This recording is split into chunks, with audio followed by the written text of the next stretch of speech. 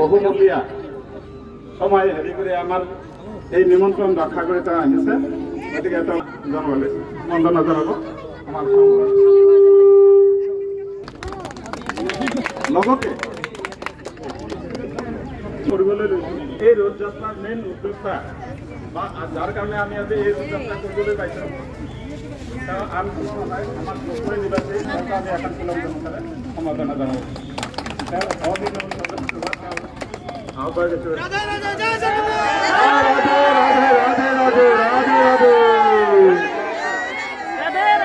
আৰু বিশেষ কথা ঘোষণা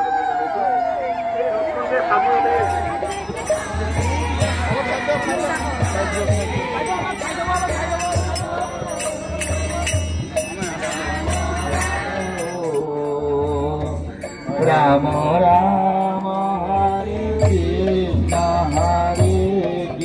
कृष्ण कृष्ण कृष्ण हरे हरे हरे राम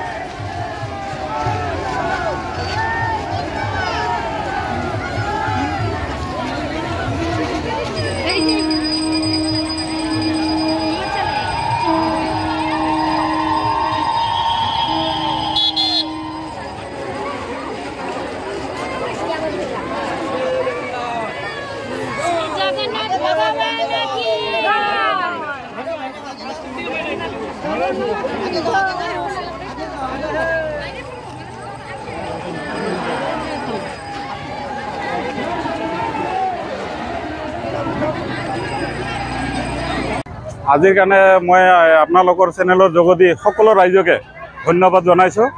কাৰণ বতৰে আমাক যিটো সুবিধা দিছে আৰু ৰাইজৰো আমি যিটো সঁহাৰি পাইছোঁ, খালি দুধনৈ বুলি নহয়, আমি গোৱালপাৰাৰ পৰা ধনুভাঙা, ৰংজলি, ধূপধৰা বহুত দূৰৰ পৰা ৰাইজ আহিছে, ভক্তপ্ৰাণ ৰাইজ আহিছে। সুকলমে পাৰ হৈ লগত আমাৰ টংকেশ্বৰ ছাৰ ডাঙৰীয়াও আছিল, তেওঁ আমাৰ লগত সাথ দিছে। সুন্দৰকৈ হেৰি হৈ গৈছে, পৰিচালনা হৈ গ'ল। তাৰ কাৰণে মই সকলো ৰাইজকে আপোনালোকৰ চেনেলৰ যোগেদি ধন্যবাদ জনাইছোঁ। আৰু আগন্তুক আমি ইয়াত 8 দিন যি মূৰ্তি থাকিব, এই 8 দিনৰ মূৰ্তি পূজা আমাৰ ইয়াত হ'ব। সদায় আমি ৰাতিপুৱা 10টা বজাত ভাগৱত পাঠ হ'ব, তাৰপিছত 12টা বজাত ভোগ নিবেদন হ'ব, সন্ধিয়া কীৰ্তন হ'ব, তাৰপিছত 7টা বজাত আমাৰ আৰতি হ'ব। আৰতি হোৱাৰ পিছত আমাৰ শেষ। এই কাৰ্যসূচীটো আমাৰ 8 দিন ধৰি চলিব। তাৰপিছত আৰু 16 তাৰিখত ঠিক আজি যেনেকৈ আমি মানে ৰথ লৈ যাত্ৰা কৰিছোঁ, ৰথ লৈ আহিছোঁ, ঠিক একেধৰণে আমি 16 তাৰিখৰ ৰাইজৰ সহযোগত আমি ইয়াত পূজা পাতল কৰাৰ পিছত 2টা বজাত ঠিক আমি ইয়াৰ পৰা উল্টা ৰথযাত্ৰা আৰম্ভ কৰিম। তাতে আজি যেনেকৈ সঁহাৰি পাইছোঁ, সিদিনাখনো যাতে ৰাইজে আমাক এনেকৈ সহায় সহযোগিতা কৰে। আজি আমাৰ ৰথযাত্ৰা শুভাৰম্ভ কৰিছে আমাৰ ৰাভা হাছং ছাত্ৰ সাহিত্য পৰিষদৰ মুখ্য কাৰ্যবাহী পাৰিষদ টংকেশ্বৰ দেৱে। আৰম্ভ হৈছে আমাৰ ডামৰা ৰোড স্থিত বিষ্ণু মন্দিৰৰ পৰা আৰম্ভ হৈছে।